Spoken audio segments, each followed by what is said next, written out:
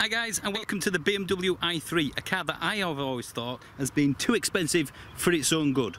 But every person who's owned one says they're brilliant. So I'm here to find out why.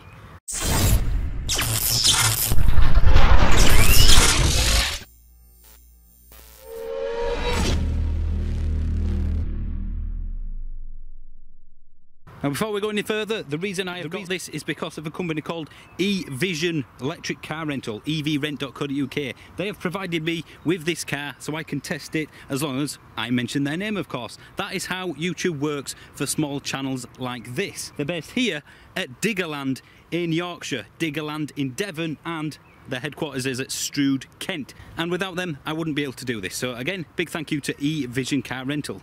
Now, let's have a quick look around the outside before we get in and take it for a spin. Now the i3 is a car which kind of divides people. They either love it or they hate it. It's very much Marmite, and it does look like a bit of a stormtrooper in this colour.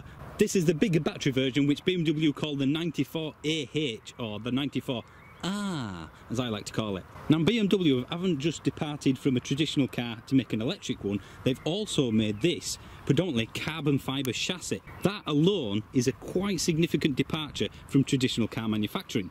Of course, it offsets some of the weight of the batteries to make it a lot lighter, and it also means you don't need the B pillars in the middle. So when you open up the doors, not only do you get the quite wide door opening, but you get these suicide type doors for the rear, which basically means that access to the rear is actually quite easy. If not a large rear, as you can see there, it's a proper 4-seater. It is not a 5-seater or even going to pretend to be one. It is basically a pure 4-seater car.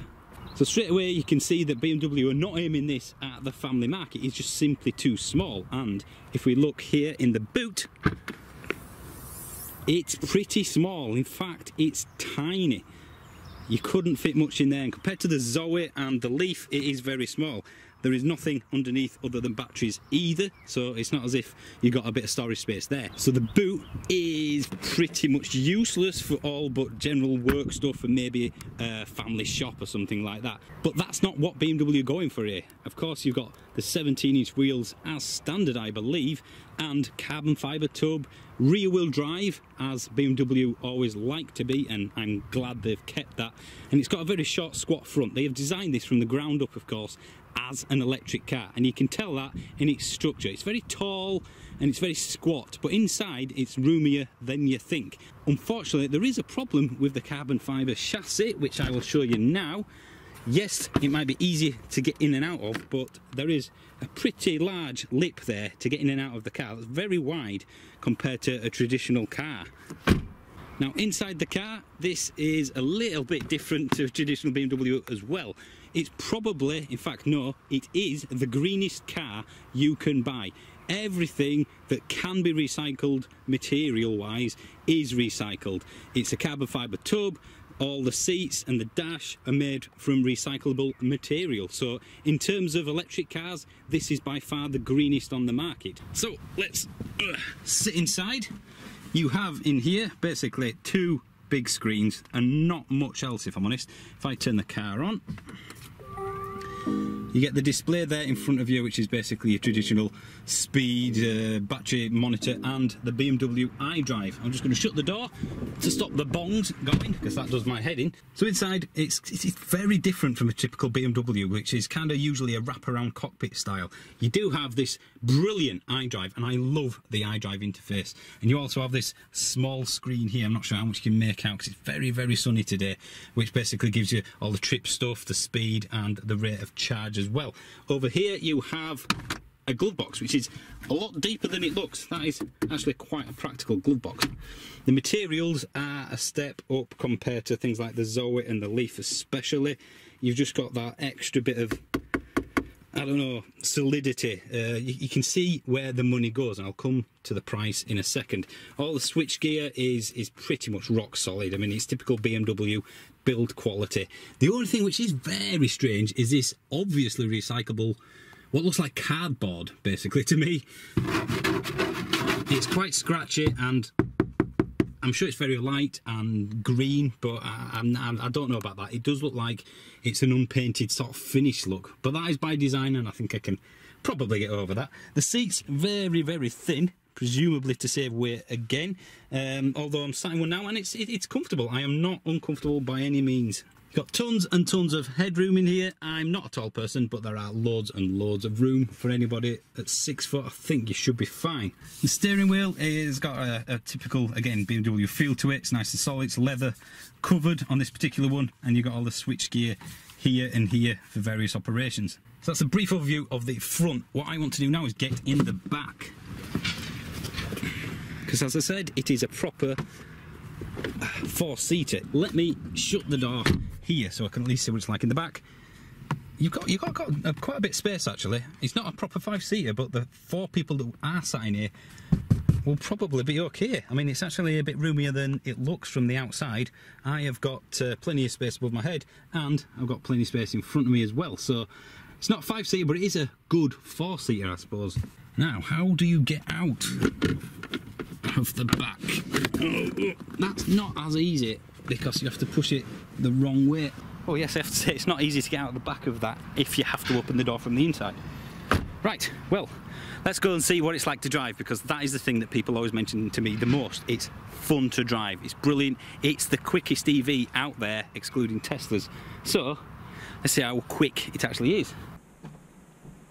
Holy moly, it's warm. I'm going to have to put the climate control on. Normally I turn it off so you don't have kind of wind noise inside the car, but it's about 26 degrees out there and I'm going to suffocate. Oh! Right, let's get on the road. I'm currently in comfort mode, according to this. Now you have comfort and Eco Pro and Eco Pro Plus in terms of driving styles, I guess. And on this I'm going to stick with comfort because that is the quickest version, weirdly. Now when I asked an i3 owner what is it about this, why do people like it so much, even though it is by far the most expensive electric car out there, after a Tesla of course. And he says it's kind of like, think of it as a fast Mini. You know, they're not the most practical cars out there, but people buy them because of what they are, because they're fun on the road, fun to drive, and that's what I'm hoping or expecting from this. First impressions, again, the interior is solid. It isn't traditional BMW. Normally you kind of got that wraparound cockpit I mentioned before with the BM, kind of driver focused. You don't have that here. I'm presuming they've done that because you've got a lot of space underneath there for, I don't know why you'd use it, but for something I guess. They've obviously gone for space, practicality rather than their usual design ethos. Now this thing does have thin tyres, so I'm wondering how that's going to affect things. I fully admit from the pictures I wasn't kind of that impressed with the interior. Not exactly the best thing in the world. It looks a bit basic and bare, minimalist, but not, I don't know how to describe it quite frankly, but I actually don't mind it now I'm here. It kind of makes sense. I like this big cubbyhole sort of thing here. I've mentioned it before, the iDrive. I have that in my other car. I've had it before in various versions. It's brilliant. I love the iDrive. By far the best in-car system of any manufacturer, and I include Tesla on that. Now for anybody that's never owned a BMW, this does actually come with indicators. I have verified and they do work. I mean, look here, I'm back to indicate now. There you go, you see, so the guy behind me was a bit, well, he don't know what's going on. He's just seen the badge and indicators and thought we've broken down or something, I don't know. So yes, it does come with indicators, all versions. The ride is a little bit jittery compared to the Leaf and the Zoe. It's not uncomfortable, but it's a bit crashier. I'm guessing because of the low profile tyres and quite skinny ones as well. But again, I guess BMW aren't aiming for comfortable, they're going for a kind of sporty comfortable maybe, somewhere in between. Now as a current Mini Cooper S owner, I'd love to know if it does actually feel like a Mini. Oh, the restriction, here we go. Right, okay, so